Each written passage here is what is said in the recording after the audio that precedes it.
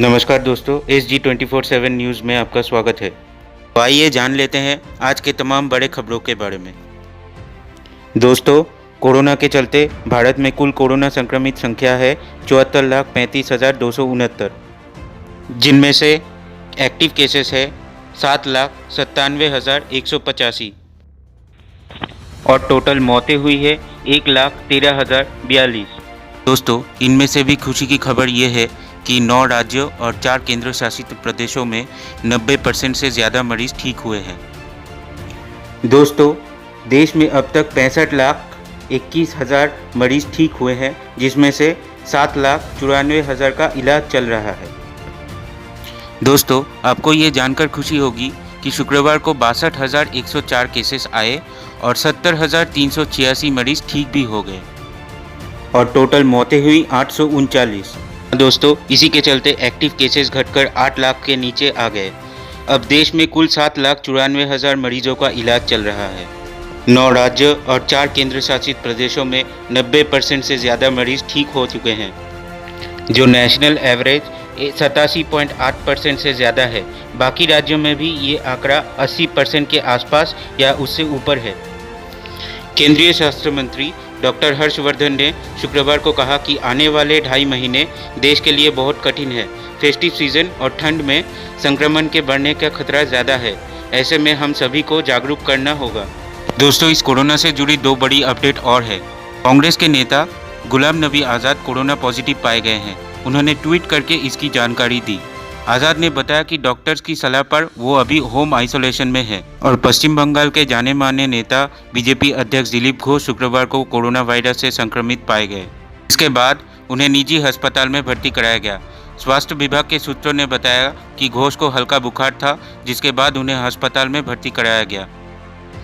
अस्पताल के एक वरिष्ठ डॉक्टर ने कहा कि दिलीप घोष को 102 डिग्री बुखार है और फिलहाल उनका इलाज चल रहा है। उनका ऑक्सीजन का स्तर सामान्य है, चिंता की कोई बात नहीं है। पिछले 2 दिनों से घोष की तबीयत खराब थी, जिसके बाद उन्हें कोविड-19 की जांच कराई गई। दोस्तों, महाराष्ट्र सरकार ने शुक्रवार को अनलॉक 5.0 के तहत महिलाओं को बड़ी छूट दी है। अब मुंबई की लोकल ट्रेनों में महिलाएं भी सफ़र कर सकेंगी। लॉकडाउन के बाद करीब 1 महीने पहले ही लोकल ट्रेन शुरू की गई थी।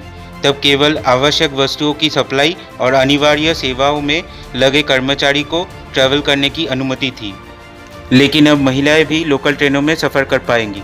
चलिए बढ़ते हैं अगली खबर की तरफ। कश्मीर के अनंतनाग में सुरक्षा वालों ने शनिवार को एक आतंकी मार गिराया। दोस्तों, कश्मीर के अनंतनाग जिले के लारनू इलाके में सुरक्षा वालों ने शनिवार को एक आतंकी मार गिराया।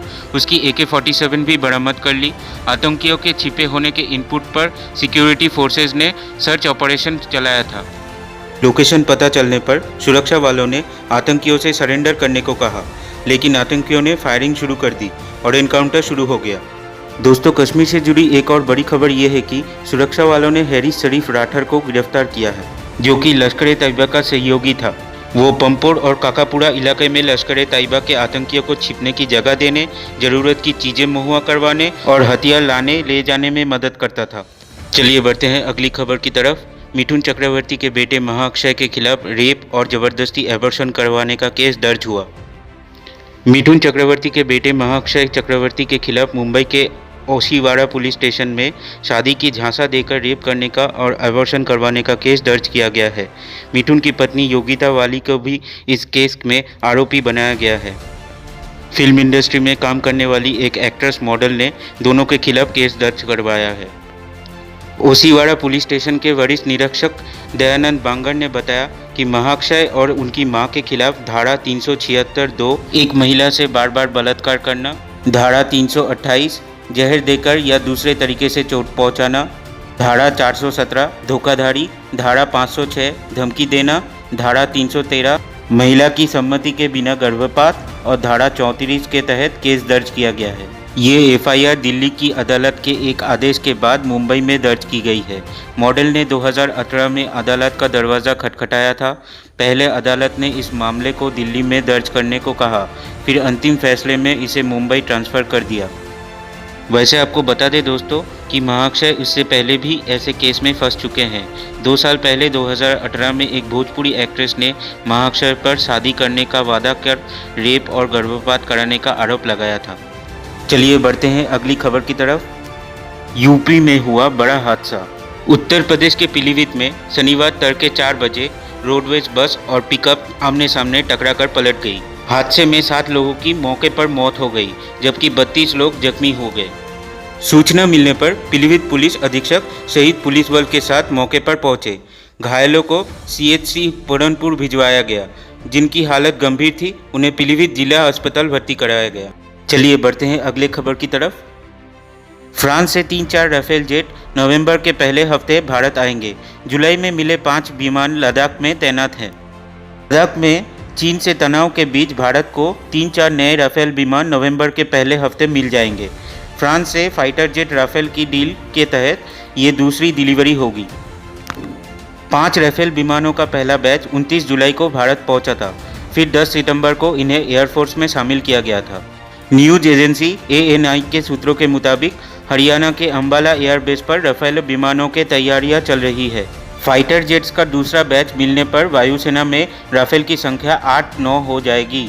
पहले बैच में आए फाइटर जेट्स लद्दाख में तैनात किए गए हैं। भारत ने फ्रांस के साथ 2016 में 98,000 करोड़ रुपये में 36 राफेल जेट की डील की थी। इनमें से 18 अंबाला और 18 बंगाल की हासीमारा एयरबेस पर रखे जाएंगे। हासीमारा एयरबेस चीन और भूटान सीमा के करीब है। 2 इंजन वाला राफेल फाइटर जेट में 2 पायलट बैठ सकते हैं। ये जेट 1 मिनट में 60,000 फुट की ऊंचाई तक जा सकता है। दोस्तों आपको ये बता दें कि राफेल से परमाणु हमला भी किया जा सकता है और ये फाइटर प्लेन 100 किलोमीटर की दूरी पर टारगेट को भी डिटेक्ट कर लेता है। बढ़ते हैं अगले खबर की तरफ और अगला खबर है बिहार चुनाव से। दोस्तों PM नरेंद्र मोदी बिहार में करने जा रहे हैं 12 रैलियाँ। बिहार विधानसभा चुनाव के लिए प्रधानमंत्री नरेंद्र मोदी राज्य में 12 रैलियाँ करेंगे। ये रैलियाँ वर्चुअल नहीं होंगी, बल्कि PM खुद वहाँ जाएंगे। इन रैलियों की शुरुआत 23 अक्टूबर को सासाराम से होगी। सभी रैलियों में मुख्यमंत्री नीतीश कुमार समेत सहयोगी दलों के नेता मौजूद रहेंगे।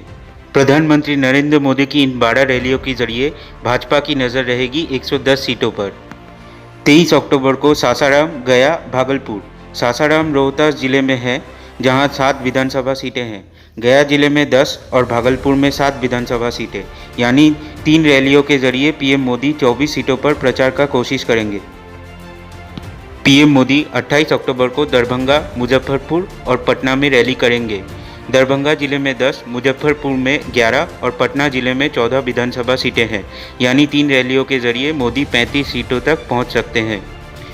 1 नवंबर को PM मोदी छपरा, पूर्वी चंपारण और समस्तीपुर में रैली करेंगे। छपरा जिले में 10, पूर्वी चंपारण में 12 और समस्तीपुर जिले में 10 सीटें हैं। यानी मोदी कुल 32 सीटों पर असर डाल सकते हैं।